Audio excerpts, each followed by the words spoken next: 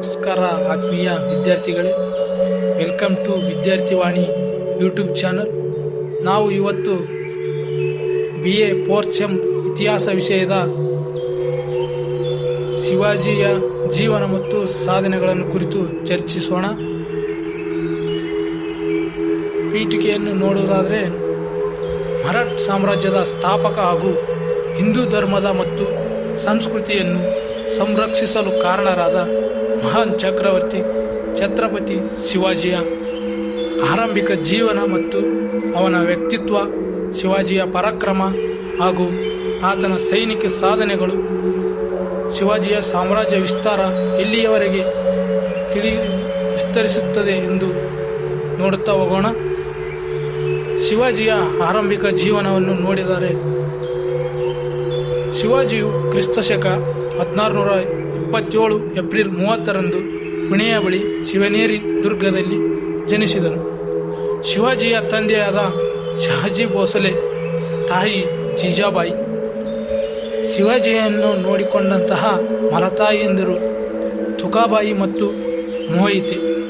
ಶಿವಾಜಿಯ ಗುರುಗಳಾದ ದಾದಾಜಿ ಕೊಂಡದೇವನು. ಶಿವಾಜಿಯು ಭವಾನಿಯ ಭಕ್ತನಾಗಿದ್ದನು. ಶಿವಾಜಿಯು ಮರಾಠ ಜಾತಿಯ ಭೋಸಲೆ ಕುಲಕ್ಕೆ ಸೇರಿದವನಾಗಿದ್ದಾನೆ. ಮರಾಠಿ ಸಂತರು ರಾಮದಾಸ್, ತುಕಾರಾಮ್, ನಾಮದೇವ್, ವಾಮನ ಪಂಡಿತ್, ಏಕನಾಥರು. ಶಿವಾಜಿಯ ಬಿರುದು ಯಾವುದೆಂದರೆ ಛತ್ರಪತಿ. ಶಿವಾಜಿಯ ಪಟ್ಟಾಭಿಷೇಕವು 1674 ಜೂನ್ 6ರಂದು ಆಗುತ್ತದೆ. ಶಿವಾಜಿಯು 1680 ಏಪ್ರಿಲ್ 4ರಂದು ಮರಣವನ್ನು ಹೊಂದುತ್ತಾನೆ. ಶಿವಾಜಿಯ ಸೈನಿಕ ಸಾಧನೆಗಳನ್ನು ಒಂದರಂತೆ ಒಂದು ವಿವರಿಸುತ್ತಾ ಹೋಗೋಣ. ಆರಂಭದ ವಿಜಯಗಳು.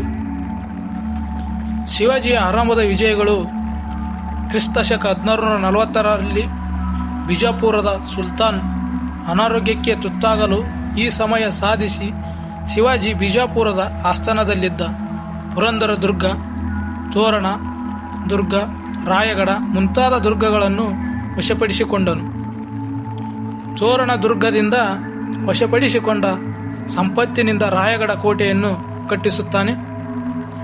ತದನಂತರ ಕ್ರಿಸ್ತಶಕ 1648ರಲ್ಲಿ ಚಕನ್ ಮತ್ತು ಕೊಂಕಣ ಪ್ರಾಂತ್ಯದ ಕಲ್ಯಾಣ ಪಟ್ಟಣವನ್ನು ವಶಪಡಿಸಿಕೊಂಡನು. ಶಿವಾಜಿಯ ಎರಡನೇ ಸಾಧನೆ. ಶಿವಾಜಿ ಮತ್ತು ಅಫಜಲ್ ಖಾನ್.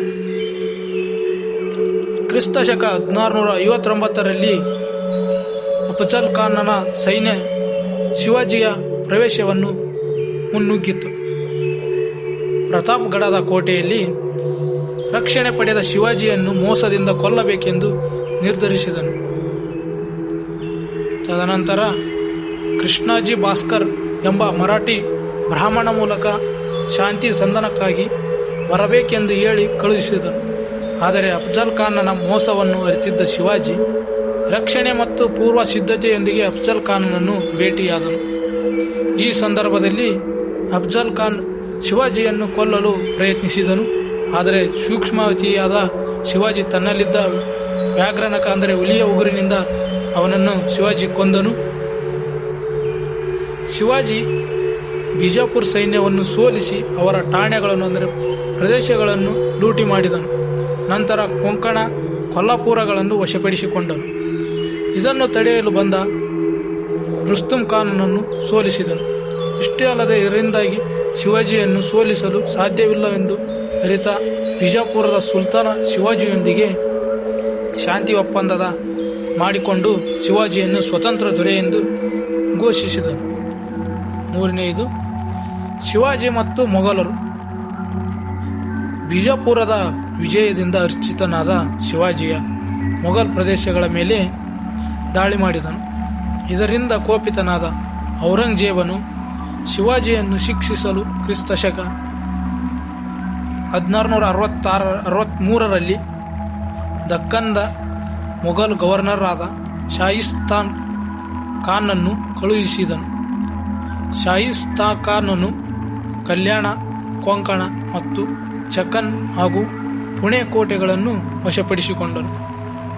ತದನಂತರದಲ್ಲಿ ಶಿವಾಜಿಯು 1663ರಲ್ಲಿ ಏಪ್ರಿಲ್ 5ರಂದು 400 ಸೈನಿಕರ ಪಡೆಯೊಂದಿಗೆ ಪುಣೆ ಅರಮನೆಗೆ ಮುತ್ತಿಗೆ ಹಾಕಿದನು. ಈ ಹೋರಾಟದಲ್ಲಿ ಶಾಯಿಸ್ತಾಖಾನನು ತನ್ನ ಹೆಬ್ಬರಳನ್ನು ಕಳೆದುಕೊಂಡು ಪಲಾಯನ ಮಾಡಿದನು.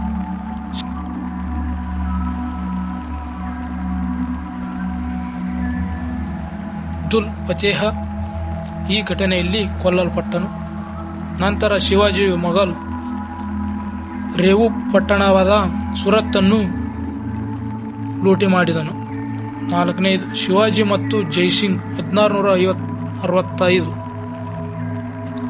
ಔರಂಗಜೇಬನು ತನ್ನ ಸೈನ್ಯಾಧಿಕಾರಿಯಾದ ಅಂಬರದ ರಾಜ ಜೈಸಿಂಗನನ್ನು ಕ್ರಿಸ್ತಶಕ 1665ರಲ್ಲಿ ಸೈನ್ಯ ಸಮೇತ ಕಳುಹಿಸಿದನು. ಮಹಾಮತ್ಸದಿಯಾಗಿದ್ದ ಜೈಸಿಂಗನು ಬಿಜಾಪುರ ಸುಲ್ತಾನನ ಸಾಹಸದಿಂದ ಅನೇಕ ಕೋಟೆಗಳನ್ನು ವಶಪಡಿಸಿಕೊಂಡನು. ಪುರಂದರ ಕೋಟೆಗೆ ಮುತ್ತಿಗೆ ಹಾಕಿದನು.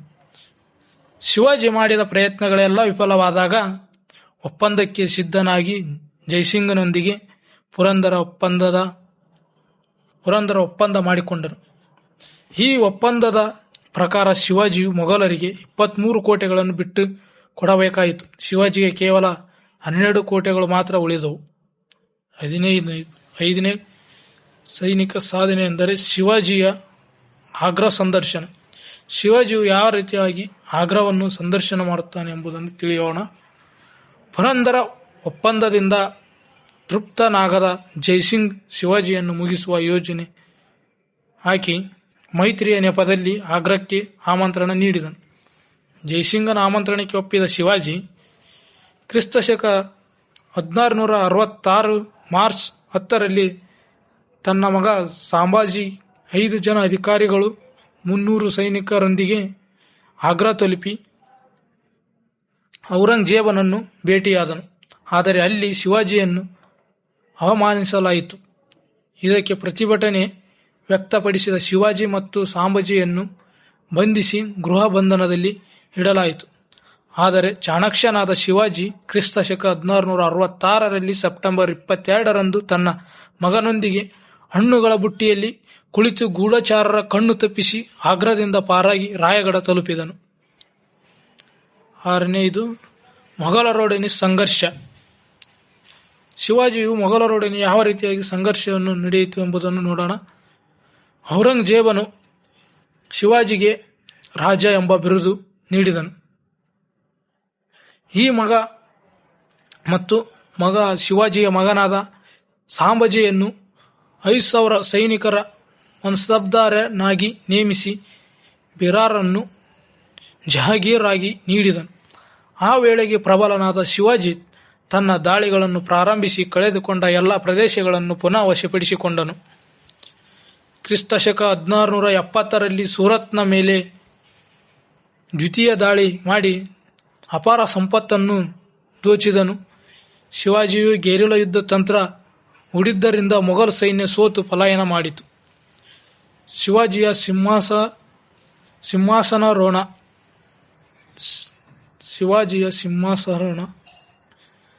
ಶಿವಾಜಿಯು ಯಾವ ರೀತಿಯಾಗಿ ಸಿಂಹಾಸನವನ್ನು ಏರಿದನೆಂಬುದನ್ನು ನೋಡೋಣ. 1674 ರಾಯಗಢದಲ್ಲಿ ಕ್ರಿಸ್ತಶಕ 1674 ಜೂನ್ 6ರಂದು ಸಕಲ ರಾಜ್ಯ ವೈಭವದೊಂದಿಗೆ ಪಟ್ಟಾಭಿಷೇಕ ನಡೆಯಿತು.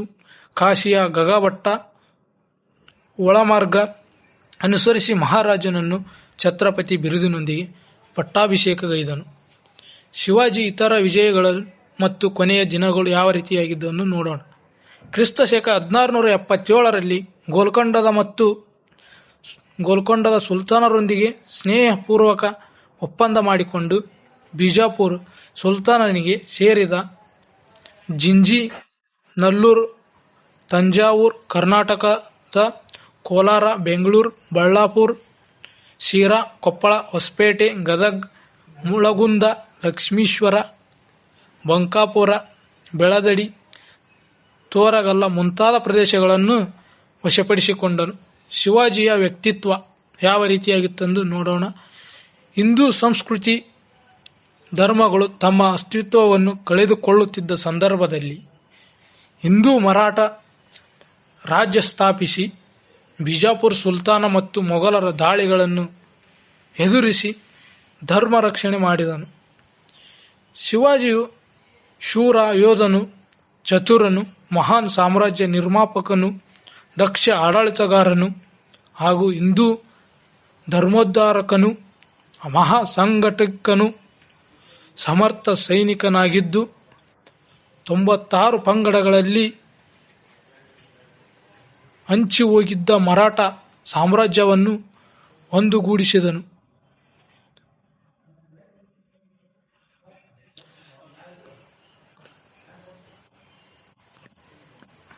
ಗ್ರಾಂಟ್ ಡಫ್ ರವರ ಪ್ರಕಾರ ಶಿವಾಜಿಯ ಧೈರ್ಯ, ಸಾಹಸ, ಪ್ರವೃತ್ತಿ, ಅನನ್ಯ ರಾಷ್ಟ್ರಪ್ರೇಮ, ಹಿಂದೂ ಸಂಸ್ಕೃತಿಯ ರಕ್ಷಕನಾಗಿ ಹಿಂದೂಗಳ ಅವತಾರ ಪುರುಷನಾದ ಶಿವಾಜಿಯ ಚರಿತ್ರೆಯು ಹಿಂದೂಗಳಿಗೆ ಒಂದು ವೀರ ಕಾವ್ಯವಾಗಿದೆ.